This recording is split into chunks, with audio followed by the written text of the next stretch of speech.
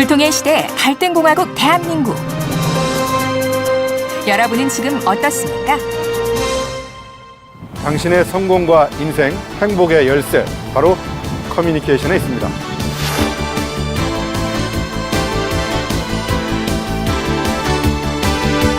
(5000년) 음양우행에서 건져올린 소통의 비밀 코드, 커뮤니대화로 당신을 초대합니다.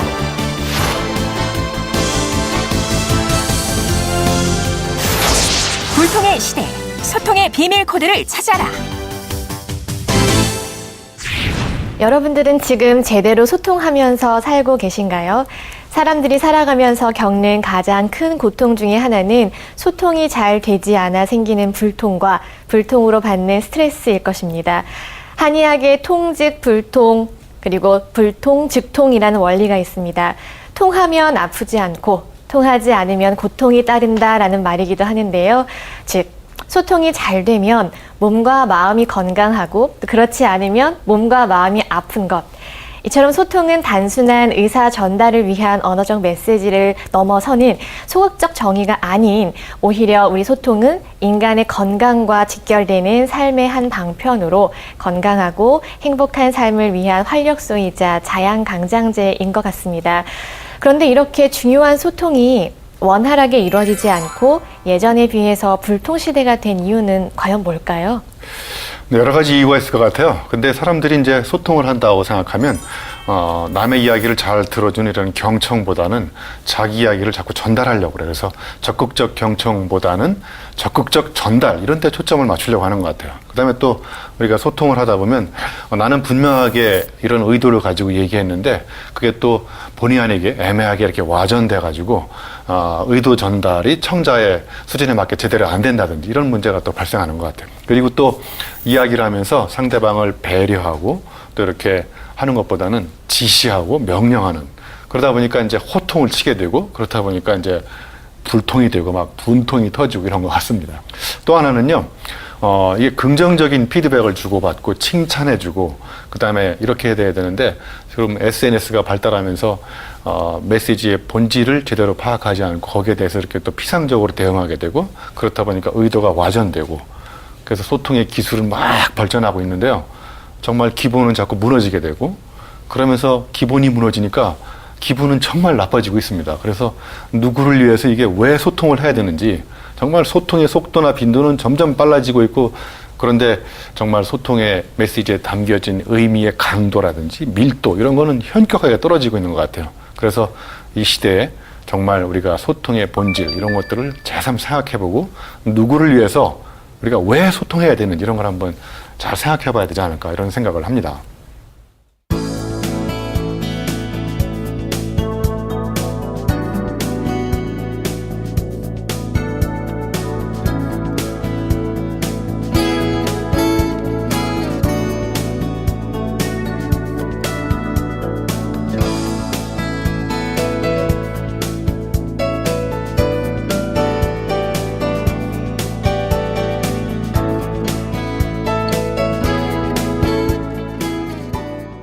오히려 이 디지털 시대가 오기 전에 아날로그 시대였었는데, 물론 이제 아날로그가 안 하려고 버티는 사람들이 사는 시대가 아날로그 시대라는 말도 있습니다. 근데 아무튼 그런 아날로그 시대에 인간적 접촉이 따뜻하게 이루어졌을 때, 그때 오히려 이 기술이 발전하기 이전에보다는 소통이 훨씬 더 잘 되지 않았나, 이런 생각을 합니다. 그래서 더욱더 소통의 본질을 고민하다가 우연히 음양오행이라는 걸 알게 된 거예요. 그래서 그 음양오행에 비추어 본 소통의 본질과 기본은 무엇일까? 음양오행에 보니까 또 이 상극과 상생이 나오더라고요. 그래서 궁극적으로 나하고 상극인 사람들을 상생의 파트너로 만들어서 그 사람하고 소통하는 방법은 어떤 것일까? 이런 것의 답이 이미 음양오행에 들어있더라고요. 그래서 거기에서 소통의 이데아를 찾을 수 있지 않을까? 그거야말로 오늘 커뮤니대화, 커뮤니케이션의 이데아라고 하는 것이 본질이기 때문에 아마 거기서 우리가 많은 단서를 찾을 수 있지 않을까, 이런 생각을 해봤어요. 네, 맞습니다. 그런데 음양오행이라고 하면 좀 고루하다, 그리고 들어는 봤으나 설명할 길이 없다, 좀 어렵다, 이렇게 느끼시는 분들이 많은 것 같습니다. 음양오행은 말 그대로 음과 양이 걸어가는 5가지 행보를 이야기합니다. 그래서 모든 사물 현상을 가만히 봐보세요. 어두운 면이 있고 그 다음에 밝은 면이 있고 음과 양이 있잖아요. 그래서 음과 양이 모든 사물과 현상이 이렇게 대립돼서 일어나가고 있는 것 같아요. 긴장과 갈등 속에서. 그래서 이런 것들이 긴장과 갈등을 이루다가 또 균형과 조화를 이루기도 하고, 그래서 밤이 있으면 낮이 있고 오르막이 있으면 내리막이 있고, 아무튼 이렇게 동양 철학에 이렇게 보면요, 모든 것이 전부 다 음과 양이 균형과 갈등, 대조와 조화를 이뤄나가면서 이 우주의 기초를 이뤄나가는 것 같아요. 그래서 우주에 가만히 보면요, 이 목화, 토금수라고 하는 별이 있습니다. 그죠? 목성, 화성, 토성, 금성, 목화, 토금수. 그러면 그 하늘에 있는 목화, 토금수의 별이 땅으로 내려와서 생긴 5가지 기운이 바로, 목성은 땅에 내려와서 나무를 만들었고, 그 다음에 화성은 불을 만들었고, 토는 흙을 만들었고, 그 다음에 금은 철을 만들었고, 그 다음에 수는 이제 물을 만들었잖아요. 그래서 그런 5가지 자연의 기운이 또 인간의 오장육부에 들어와서 5가지 장기를 만드는 거예요. 그러니까 하늘에 있는 목화토금수, 자연에 있는 목화토금수의 그 5가지 기운, 거기서 살아가는 인간의 신체의 오장육부, 이게 5가지가 다 쌍을 이뤄나가면서 여러 가지 에너지를 주고받으면서 이제 이 자연, 우주, 사회, 인간이 이렇게 선순환적으로 잘 맞물려 돌아가는 게 아닐까. 그래서 우리의 인생도요, 음지가 있고 또는 양지가 있고 낮과 밤이 있고 또 남자와 여자, 아무튼 이렇게 모든 것이 전부 다 음양의 기운이 조화를 이루면서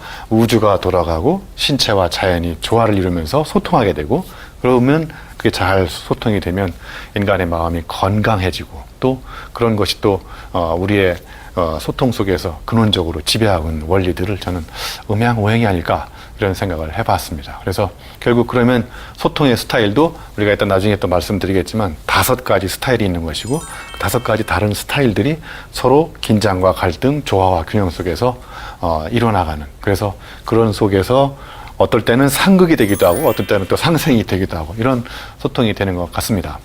5,000년 음양오행의 사유체계에 따라서 소통법을 모색해보는 커뮤니데아 소통법. 그러면 오행별 스타일은 얼마나 다르고 구체적으로 어떻게 다른지 자세히 한번 알아볼까요? 달라도 너무 다른 음행오행 5가지 스타일.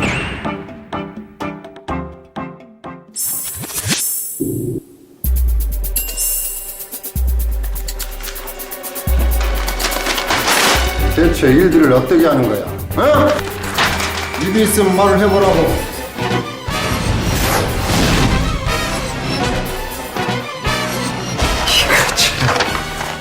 우리 사장님은 성격이 너무 급하시다니까요. 걱정 마십시오. 상반기 매출 500% 신장 자신 있습니다. 그러니까 제 생각엔 말입니다.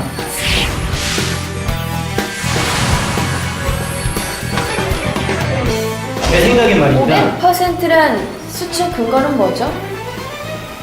너무 허무맹랑하다고 생각하지 않아요?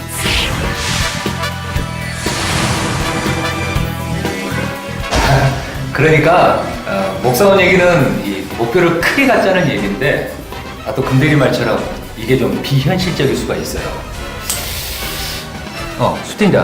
수 팀장 생각은 어때요?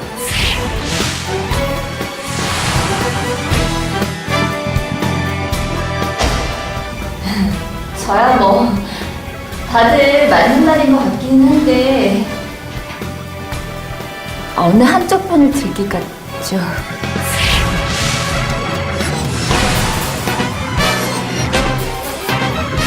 하루도 조용할 날이 없는데 이들은 과연 소통에 성공할 수 있을까요? 보시고 나니까 하고 딱 떠오르는 사람이 있을 것 같아요.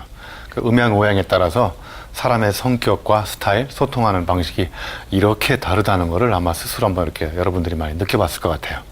네, 음양오행이라고 하는 것은 앞전에 교수님께서 설명해 주셨듯이 5천여 년 전부터 한국은 물론 동양에서 막대한 영향력을 발휘해 온 사상이기도 합니다. 태양의 양기와 달의 음기를 받은 이 음양이 걸어가는 5가지 행보다라고 설명을 해 주셨는데, 이 5가지의 기운이 목성, 화성, 토성, 금성, 수성으로 나뉘어지게 되고요.